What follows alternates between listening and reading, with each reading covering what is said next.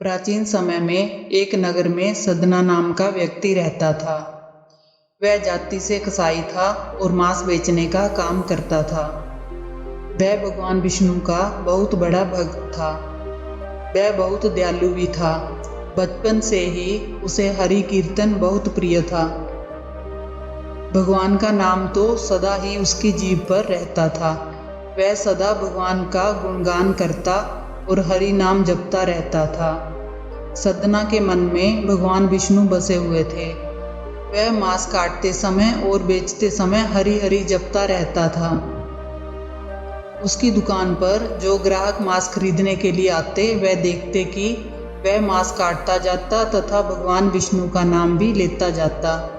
सभी ग्राहक एक दूसरे से कहते कि देखो, इसे मांस काटता और बेचता है तथा भगवान का नाम भी लेता है।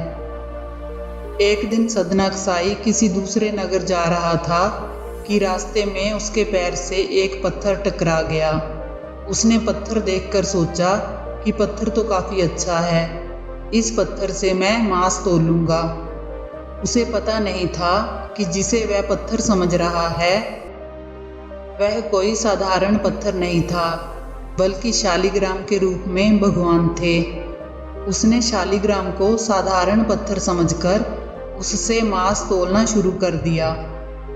ग्राहक सदना कसाई के पास मांस खरीदने आते तो वह उसी पत्थर से मांस तोलकर उनको देता। आश्चर्य की बात उसको तब लगी जब कोई भी ग्राहक मान लो 2 किलो मांस खरीदता है तो वह पत्थर 2 किलो का हो जाता है। कोई 3 किलो मांस खरीदता है तो वह पत्थर 3 किलो का हो जाता है। धीरे धीरे ये बात पूरे नगर में फैल गई कि सदना कसाई के पास एक जादुई पत्थर है। जब ये बात उस नगर में मौजूद एक ब्राह्मण को पता चली तो वह उस पत्थर को देखने के लिए सदना कसाई की दुकान पर गया। सदना कसाई ने ब्राह्मण को देखकर उसे बड़े आदर सत्कार के साथ बैठने को कहा।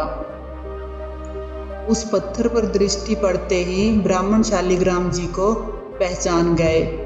कसाई के यहाँ अपवित्र स्थल में शालिग्राम जी को देखकर ब्राह्मण का मन बहुत दुखी हुआ।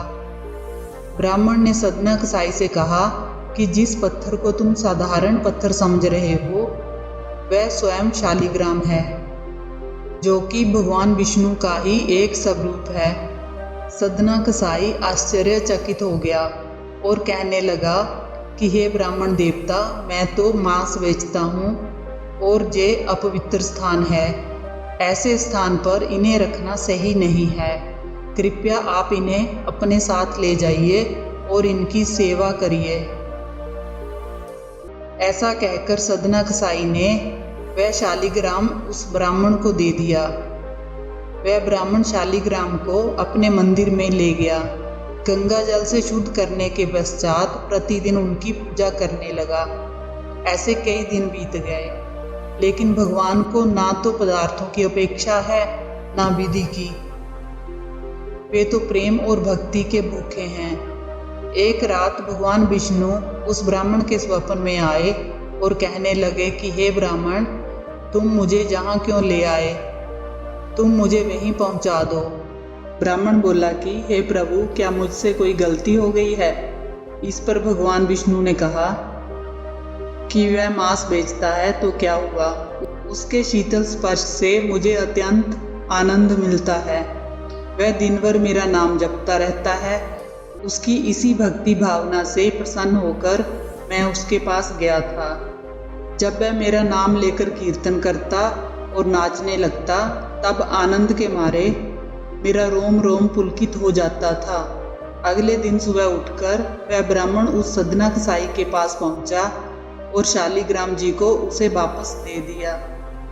ब्राह्मण ने सदना कसाई को स्वप्न वाली पूरी बात बता दी। सदना को ब्राह्मण से पूरी बात जानकर बड़ा पश्चाताप हुआ। वह मन ही मन कहने लगा कि मैं कितना बड़ा पापी हूँ। मैंने भगवान को निरादर पूर्वक अपवित्र मांस के तराजू का पाट बना रखा था। प्रभु मुझे क्षमा कर दो। सदना कसाई की आंखों में आंसू आ गए। उसने कहा कि यदि मेरे प्रभु को कीर्तन पसंद है तो मैं वही करूँगा। मैं मांस बेचने का धंधा बंद कर दूंगा। उसके बाद सदना कसाई मांस बेचने का धंधा बंद कर भगवान शालिग्राम की पूजा अर्चना करने लगा। कुछ समय पश्चात उसने जगन्नाथपुरी की ओर प्रस्थान किया और वहां प्रभु की भक्ति में जीवन बिताया। पुराणों के अनुसार इस कलयुग में सिर्फ हरि नाम का ही एक सहारा है। हरि नाम के निरंतर जाप से मनुष्य को मुक्ति मिल जाती है। मनुष्य किसी भी जाति का हो, जब कोई भी काम करता हो, यदि वह भगवान का नाम अपने मुख से लेता है तो अवश्य ही उसका जीवन सार्थक हो जाएगा। अंत समय में वह इस लोक को छोड़कर सदा सदा के लिए जन्म मरण के बंधन से मुक्त हो जाएगा। आपको ये कहानी कैसी लगी कमेंट करके ज़रूर बताएं। अच्छी लगी हो तो वीडियो को लाइक करें, चैनल को सब्सक्राइब करें।